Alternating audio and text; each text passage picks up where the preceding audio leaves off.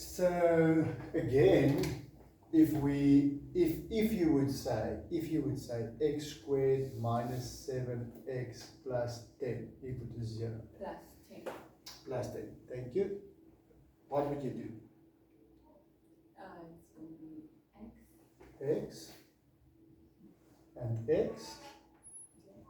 You can remember minus and plus. It's going to be plus and minus. Minus and plus. You can remember minus and plus. It's minus and minus. Always when it starts with a minus and it ends with a plus, it must be minus and minus.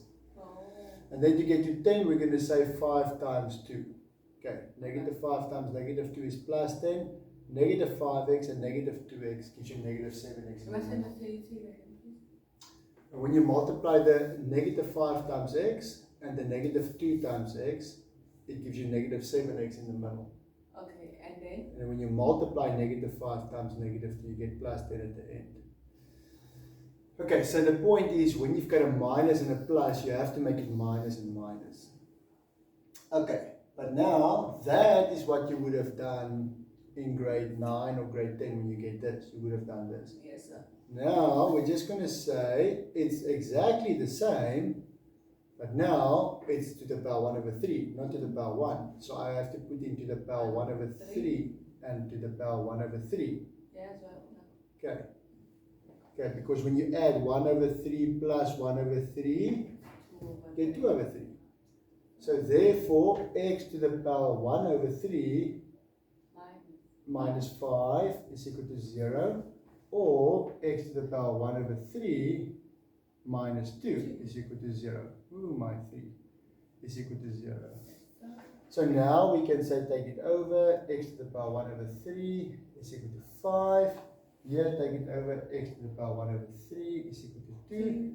And then multiply by 3 to the power 3 this side and to the power 3 this side. So we get 2 answers.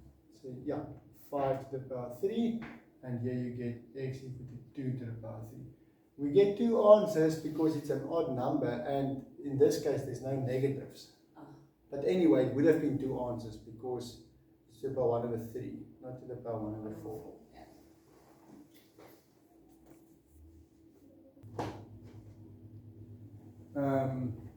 Obviously, square root of x is x to the power half.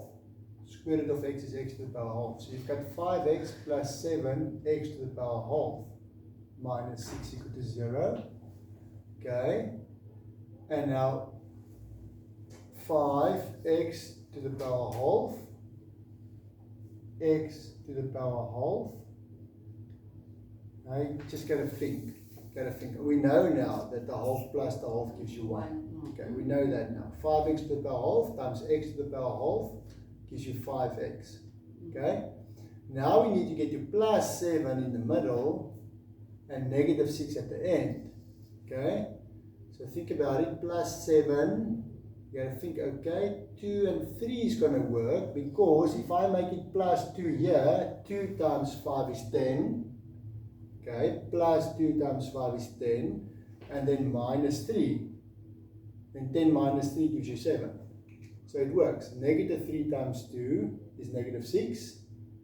And if I multiply the outside and the inside ones, plus 2 times 5 is plus 10, minus 3 gives you plus 7 in the middle. So that's the right combination, negative 3 and plus 2. Okay, so that means therefore 5x to the power half minus 3 is equal to 0, or x to the power half plus 2 is equal to 0. So there's our 2 solutions. Either this one needs to be 0, or this one needs to be 0.